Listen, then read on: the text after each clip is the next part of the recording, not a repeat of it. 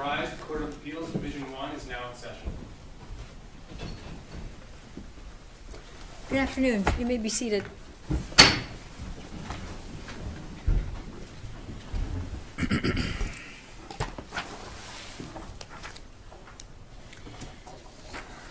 So we are here today, this afternoon, on our case number 1CA SA170181, DIAZ versus Van Wie.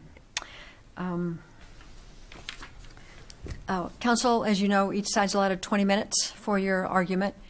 The petitioner may use any amount of time you may reserve, any amount of time you'd like to use in rebuttal. If you do decide to reserve time, you're in charge of keeping track of it for yourself. The clock on the podium will reflect the total amount you have, including what you might have decided to reserve. We record these proceedings, so when you approach the podium, we'd be grateful for you if you would give us your name and the name of your client for the recording. We have read the briefs, and we've looked at the record such as it is, and we've also discussed the case among ourselves in a conference. So looking forward to hearing your argument. So with that, you may proceed.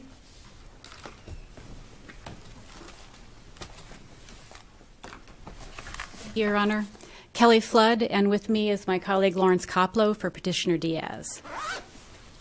The court asked the parties to address specifically the issue of whether the good faith exception to the exclusionary rule might apply in this case, so I'm going to start right with that particular issue. The state did not raise the good faith exception to the exclusionary rule at any point in this matter. At the trial court, there's nothing in the record about it. They didn't raise it in the briefs to this court. So it was really this court that raised it for the first time and asked us to address it at oral argument. So is it waived? I would argue it is waived under Brown v. McLennan and State v. Breda. The state hasn't raised it at any time prior to being asked to raise it during oral argument. To the extent the state tries to argue, and I anticipate they'll argue that under State v. Bateo-Flores, that this court may nevertheless entertain the issue of the good faith exception to the exclusionary rule. Even in Bateo-Flores, the state raised it at the Court of Appeals, and the Court of Appeals held that they would be limited to the record that had already been created, and the state wasn't entitled to go back on remand and create an additional record. So I think that to the extent this court thinks that Bateo-Flores applies, we're still limited to the record that had already been created at the trial court, and the record at the trial court evinces no good faith by the officer. Do you have any questions about the waiver issue? No, I don't. No, although there are, we could in theory just look at the facts that are there, that this is one in which the blood draw was not at law enforcement's request, but was simply drawn by medical personnel for medical reasons. Could we do an analysis just based on the facts that are in the record now? An analysis of whether the good faith exception may apply? Well, yeah, we would be limited, we argue, by what is in the record, yes. However, the facts in the record are limited to just what happened when the officers arrived at the scene, at the hospital, the draw. There was no testimony from the officer about what policies may have existed or anything like that.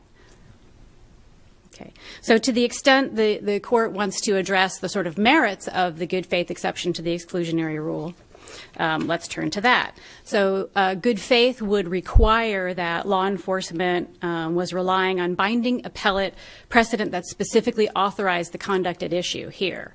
And here we had a case where we had no observation of alcohol at the scene, at least not according to the record, if we're limited to our record.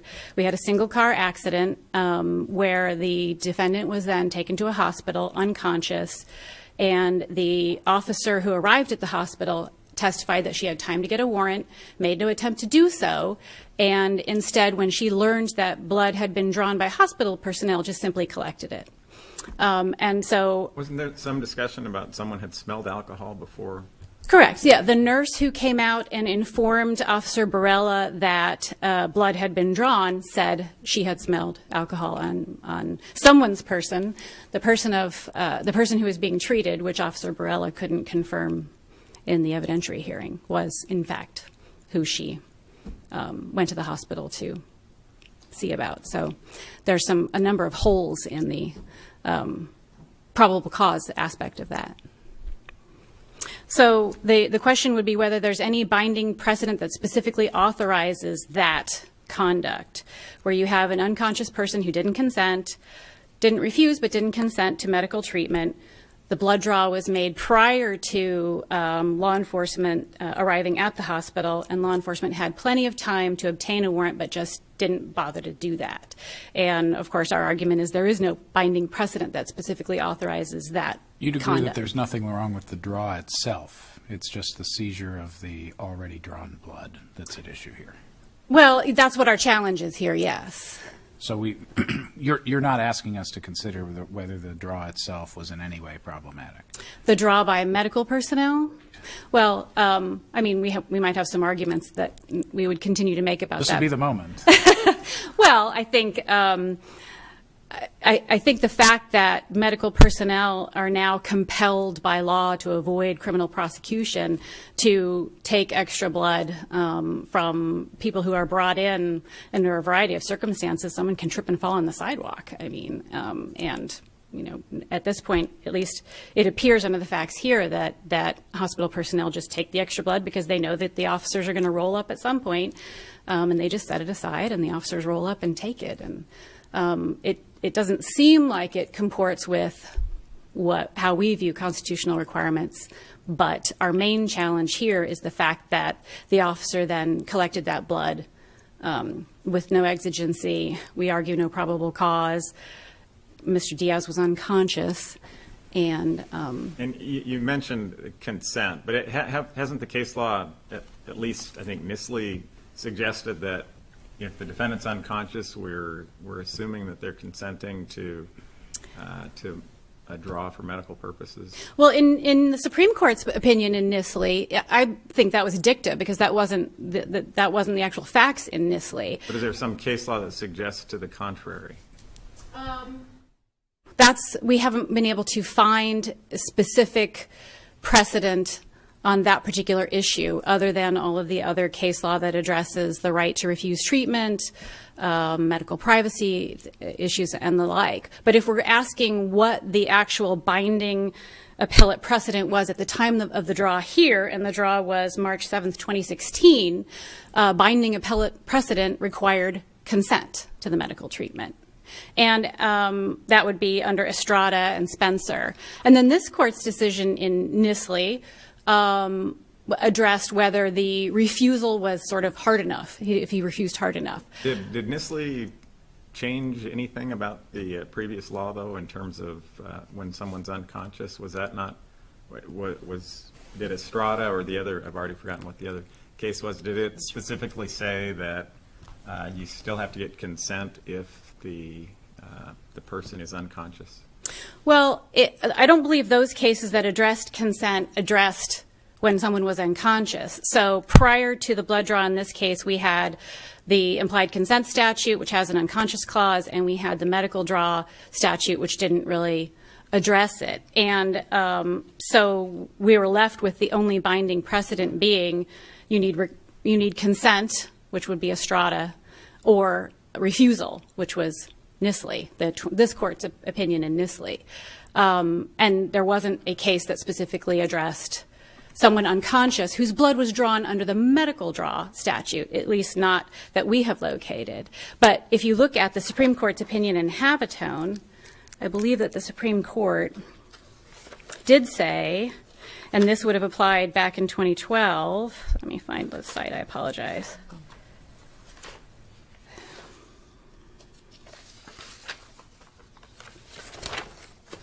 That there was no precedent authorized, binding authority allowing law enforcement to direct a medical blood draw from an unconscious person without fact-specific exigency.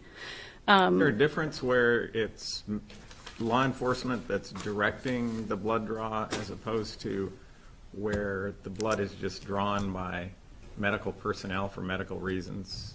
It seems like a pretty big difference. Havitone did involve the situation where it's law enforcement directing the blood draw. Right. Do we draw a distinction?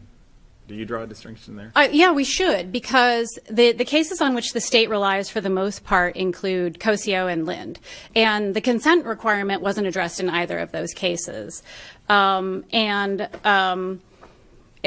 were both medical draw cases. And consent wasn't an issue in Cosio at all, and in Lind I don't believe it was either. But in any event, no case prior to, at least now that we have seen, specifically says that if you are obtaining blood through the medical draw statute, which is what happened here because it was already drawn by medical personnel for medical purposes prior to Officer Borrella even arriving at the hospital, that it can be taken from an unconscious person without any requirement that to satisfy the consent or refusal in Estrada or Nisley.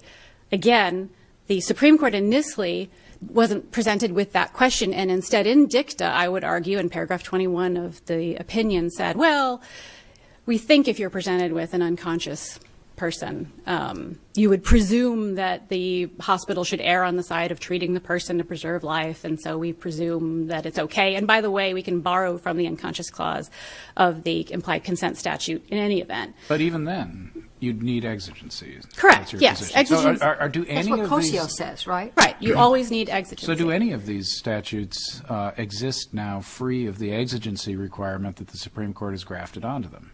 They do not in our position, no. Okay, And so we're in an interesting position where after McNeely, evanescence is not exigence. Without exigence, the statute doesn't justify a draw. Where is there any law upon which law enforcement can rely anymore? If the statute is useless without exigency, and exigency is rarely going to exist, is it your position that just warrants are always required? yes, I think every criminal defense lawyer would like for a warrant to always be required. And can you thread us through that maze to get there? Well, because I can imagine only one form of exigency, and I've tried to. I've got a decent imagination. I've tried, and that's where the hospital is unable to preserve the sample because of a power failure, or a fire, or something like that. But other than that, can you imagine any form of exigency that makes that still a reasonable and binding requirement?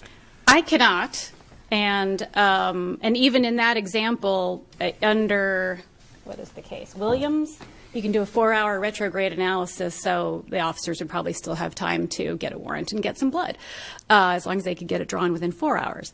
And this raises an issue that the Supreme Court really sort of addressed in the oral argument in both Nisley and Havitone. A couple of the justices, I think it was Justice Brutinel and Timmer, in both cases, they were sort of asking, why do we even have these statutes anymore? Because we require consent or exigency, and so these statutes really serve no purpose. The consent or exigency? Well, consent and I mean, if yeah. it's and. And. If you boil this down to its logical necessity, exigency isn't necessarily even a factor, right? Ultimately, what you need is some exception to the warrant requirement. Correct. And consent is one, and exigency Consent is is another, one. and maybe there might be others that would apply. So the statutes, you would argue, then are rendered wholly superfluous by case law that came before today. That would be our argument, yes, that they seem unnecessary or, as you said, superfluous because of all of the additional requirements that have been grafted on. And just to go specifically to this case, we sort of have best case scenario here. We have an unconscious person. We have plenty of time to obtain a warrant. Why is that best case scenario if we assume Well, that, he didn't consent. Right, but if we assume that an unconscious person would want treatment rendered, it seems like the best case scenario is someone who rejects, who says they don't want any treatment and the hospital takes it anyway. But anyway, probably neither here nor there, but okay. You'd have to accept the premise that an unconscious person does not want treatment.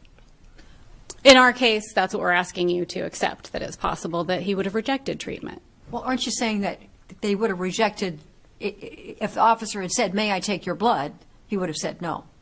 We can speculate that he would have done that. At least he would have had the opportunity. He would have had the opportunity to assert his constitutional right. And Consent- here, if consent is an Right. exception to the warrant requirement, he didn't consent. correct. And in this case, Mr. Diaz received no constitutional protections whatsoever. He had no opportunity to refuse. The blood was drawn pursuant to the medical blood draw statute. There was no probable cause or exigency determined by any law enforcement at the time of the draw. And then after the draw, notwithstanding the fact that there was plenty of time to obtain a warrant, the officer made no attempt to do so. Are you challenging, though, the initial draw by medical personnel? Are you saying there was anything improper about that his rights were violated when the blood was drawn by medical personnel? Well, his blood was drawn by medical personnel under medical personnel's, I assume, current understanding of the medical blood draw statute, which says you have to do this or you'll be criminally prosecuted. But We think that doesn't that's, it just say you have to turn over, if you've drawn blood for medical purposes, Right. you have to turn it over? if requested, yes. I thought you told me in response to the same question early on, though, that you were not challenging that. Well, you didn't like it, but you weren't challenging We don't like it, but we're trying to just focus here on the facts of this case and how the record was developed below, and we've made an as-applied challenge. We tried to make a facial challenge below, and we really focused on the as-applied challenge here. But if you're inviting a facial challenge, we'd be happy to make Just one. trying to clarify what's at issue. Right. What do you make of that the state's citation to paragraph 13 of NISLE, which the state says means that the blood draw statute, the medical blood draw statute, complies with the Fourth Amendment? And I'm sorry, which paragraph? It's 13. It says the Fourth Amendment protects individuals, and a warrantless search is per se unreasonable unless a recognized exception, like the medical blood draw exception, applies. The state cites that as, I think, saying that if you comply with the statute, you're good under the Fourth Amendment. Is the answer to that the cases graft onto the statute? Yes. The exigent circumstances requirement? Correct. You can ask the state, obviously. I don't think their argument is that it's constitutional without the additional application of consent and exigency. If they are arguing that, obviously we disagree. But to the extent this is being interpreted as it's constitutional so long as you have consent and exigency, then that's what our courts have held to date. So the engrafting of those requirements suggests that the Supreme Court has impliedly held the statutes completely unconstitutional as written.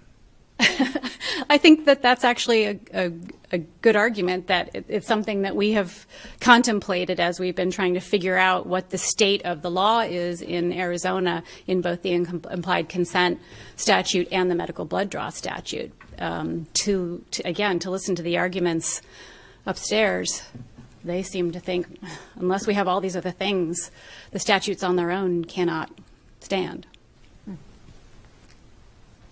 So in this case, I'm hoping to save a little because I don't know what the state will say about good faith. We would argue that there was obviously no exigency at the time that the officer collected the blood from the hospital. It was preserved in a vacutainer, wasn't tested for 2 weeks, and blood in vacutainers can frankly be preserved for months or years at times. So because there was no exigency, the seizure and the subsequent testing of Mr. Diaz's blood violated his constitutional rights, and the blood should be suppressed. All of the evidence should be suppressed. Do you have any other questions? Or if not, I'll preserve my time. No? Okay. Thank you.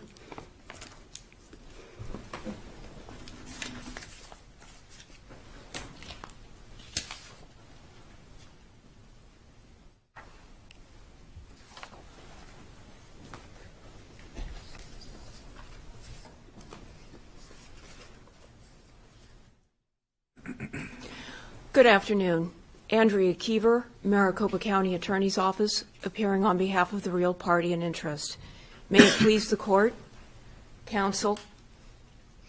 The petitioner in this case is requesting this court to extend current case law and implement a new requirement to impose a warrant exception to seize blood already drawn by a non-state actor for medical purposes.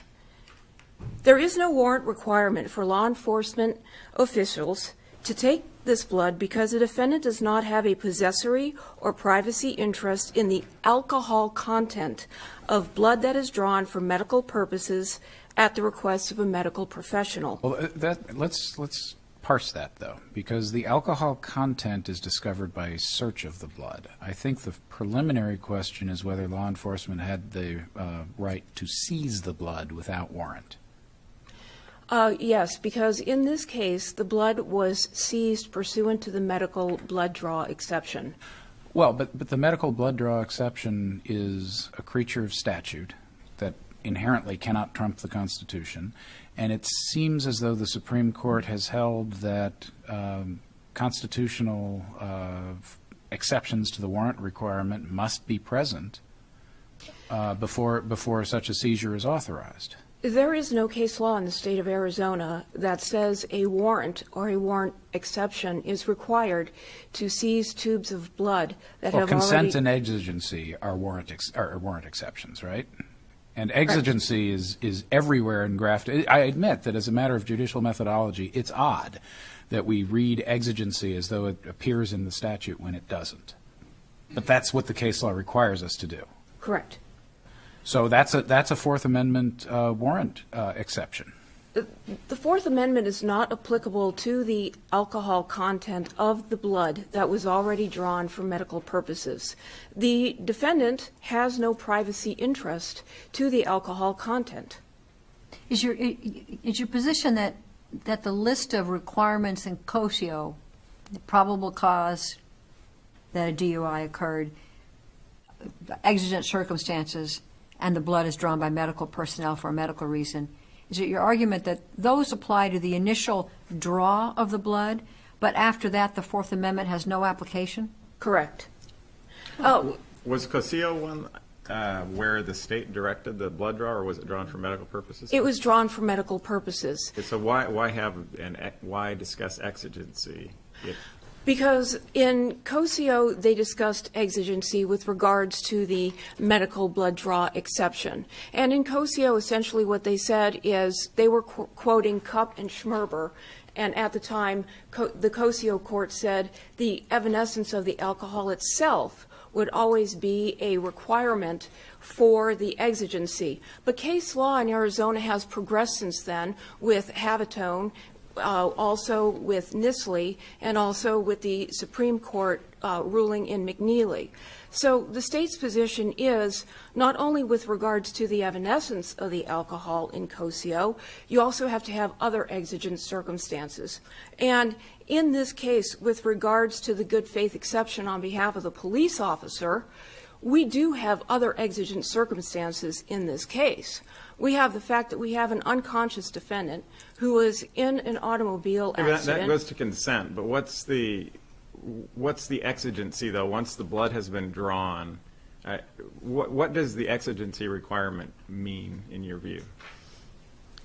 Are we saying the state's position is the exigency requirement applies to the draw of the blood? By medical personnel. Correct. And that's it. Correct, because Medical you, personnel Judge aren't the state actors, though. Medical personnel are charged with practicing medicine, not with gathering evidence. So when they drew the blood, and even the petitioner here is not challenging the draw, we're then at the point where these vials exist. Correct. They will be preserved, and I want to return to my initial question between seizure and search.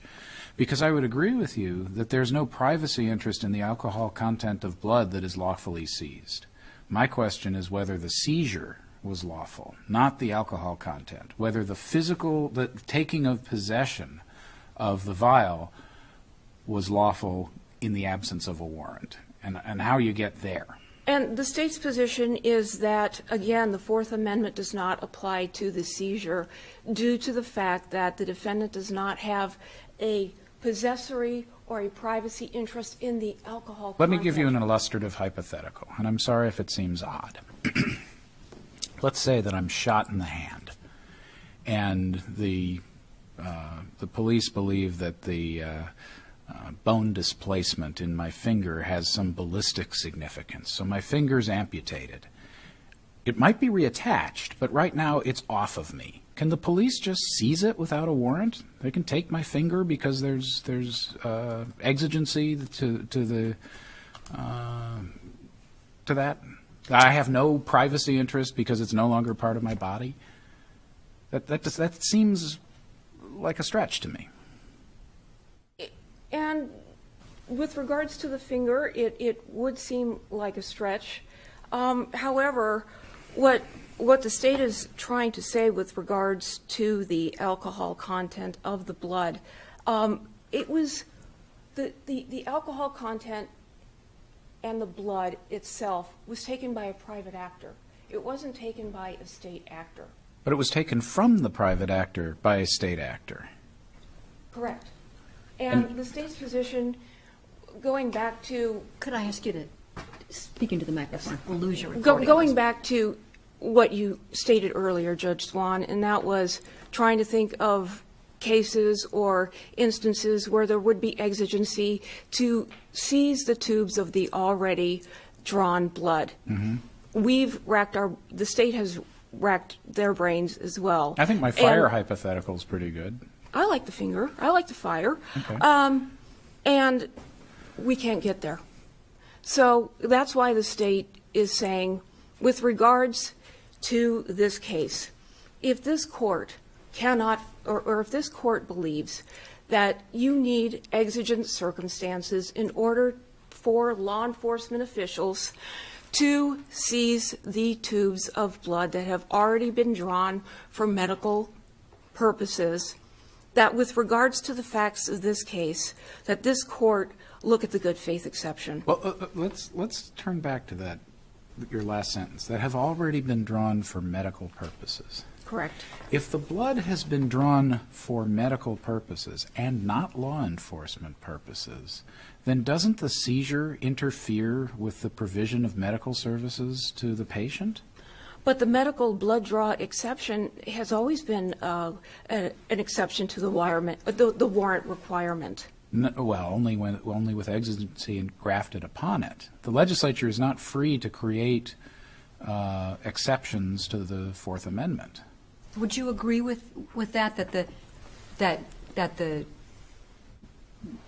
your citation of Nisley in your brief as saying that the medical blood draw statute is compliant with the Fourth Amendment?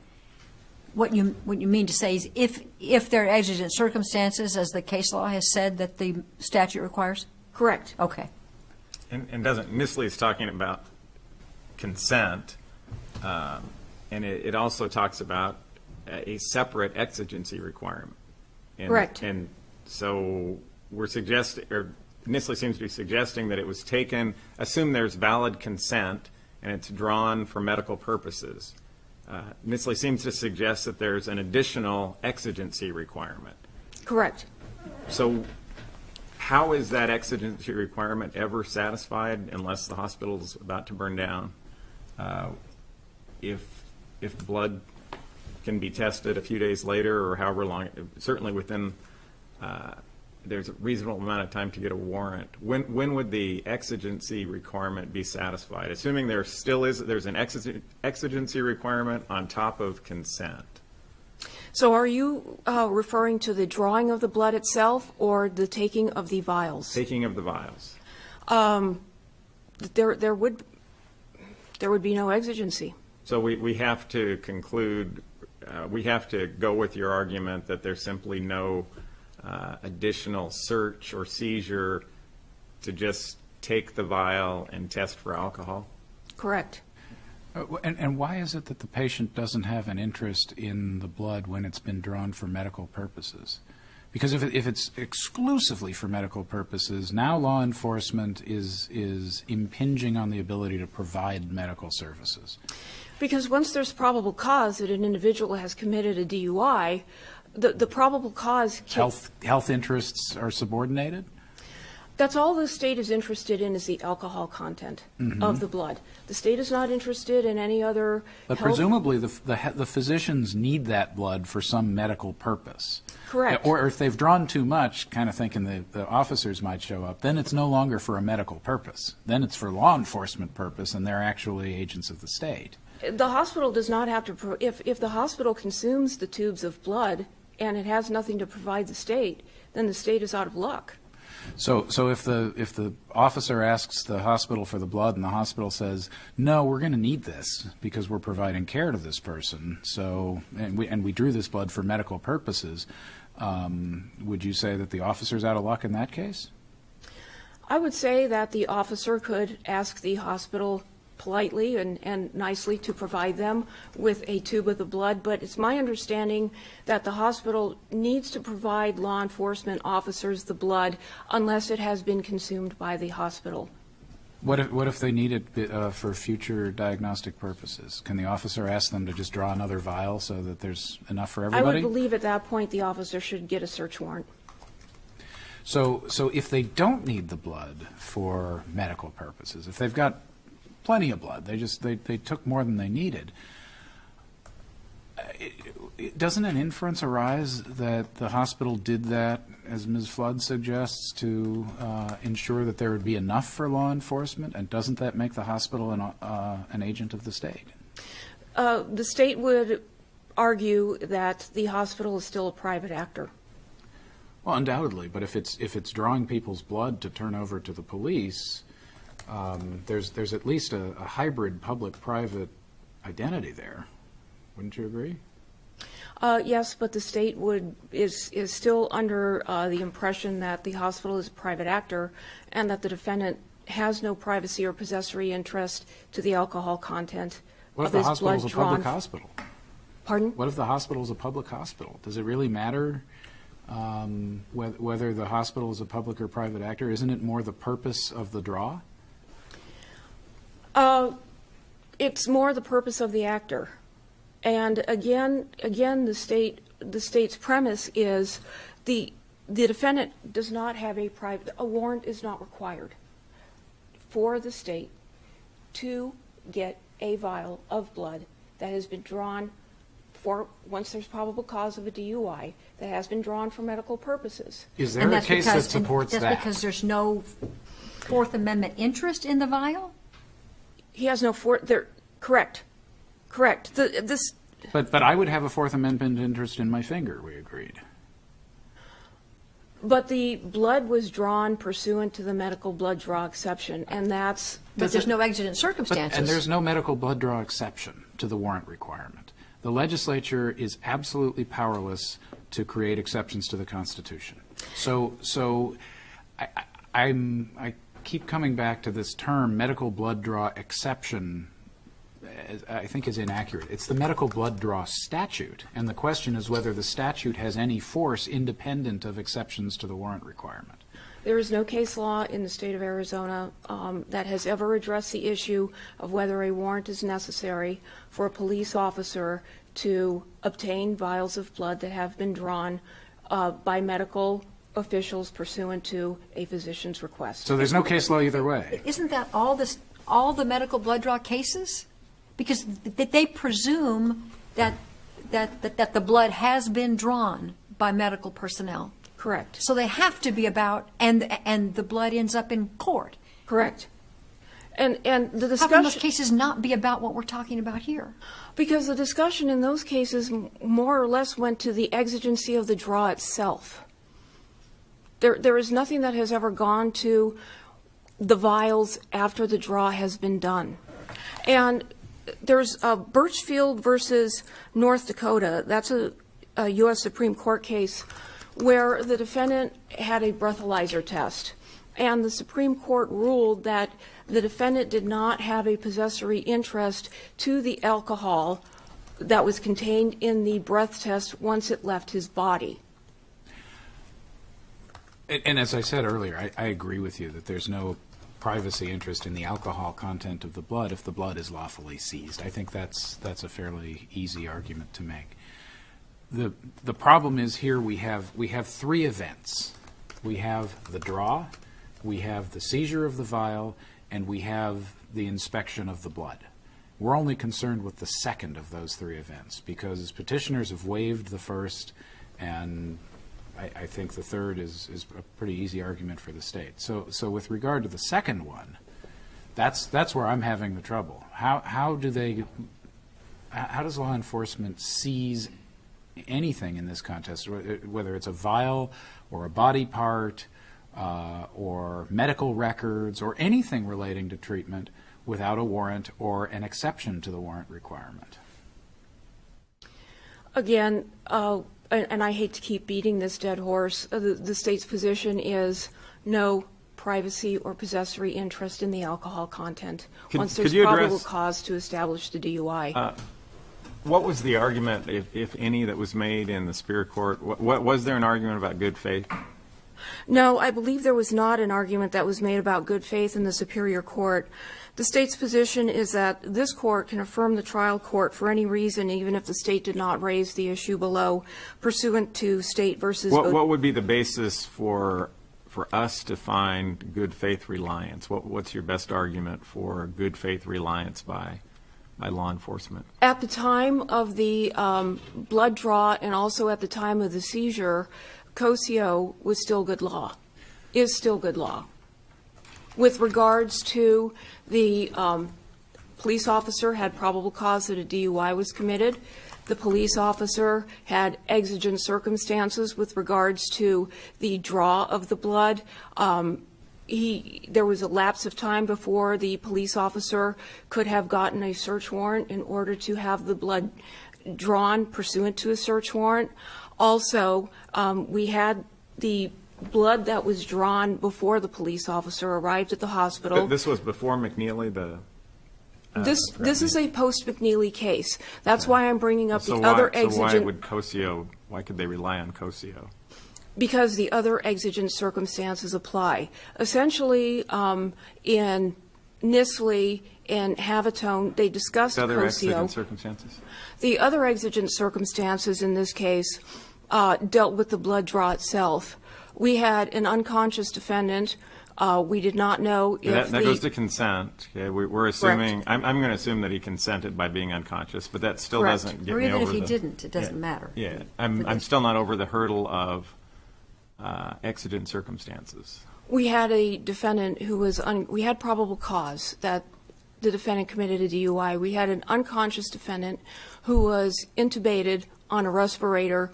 Nobody knew what was going to happen to this defendant.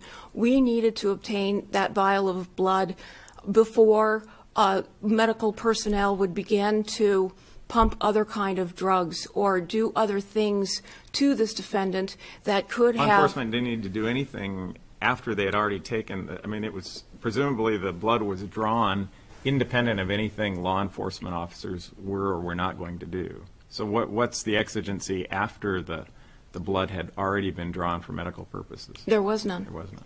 Yeah.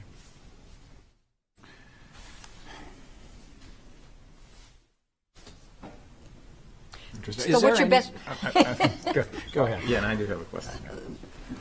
What's your best case for the proposition that the inquiry into whether one has an interest in the vial or whether the taking by the police of the vial implicates the Fourth Amendment or does not implicate the Fourth Amendment? What's the case I need to read that will help me understand that?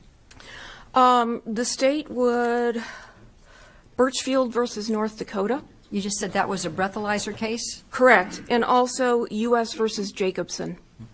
And I wondered, it seems like our statute, I'm assuming our statute is similar to other states. Have there been other states that have, state courts that have addressed this issue? I have not researched that. Okay. Are you aware of any case dealing with any of the blood draw statutes in Arizona that have said this statute can be interpreted according to its text and without an exigency requirement grafted upon it? No, I am not. Okay. There are no further questions? I think that's it. We're good. Thank you.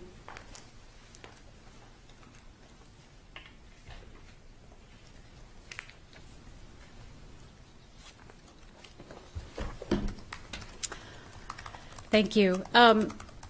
From what I heard the state suggest, if medical personnel draw blood from an unconscious defendant before the police arrive at the hospital, there is never a warrant requirement for police to seize that blood. And that can't be what the law is, given the longstanding requirement for exigency as one of the exceptions to the warrant requirement. Otherwise, as what happened to Mr. Diaz happened, defendants will be afforded no constitutional rights whatsoever. Why have a medical draw exception if there's an exigency requirement? When would the medical draw exception ever, if it's not or, if it's and, when would the medical draw exception come into play?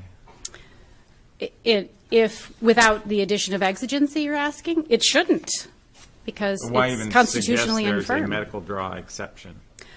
Because it's on the books and law enforcement relies on it. So it hasn't been declared completely unconstitutional or superfluous, but it sure seems like it needs to be. But doesn't that suggest just kind of a good faith reliance until somebody says this medical exception really doesn't mean anything? We absolutely have to have an exigency in addition to the medical draw exception. Well, the cases already say that.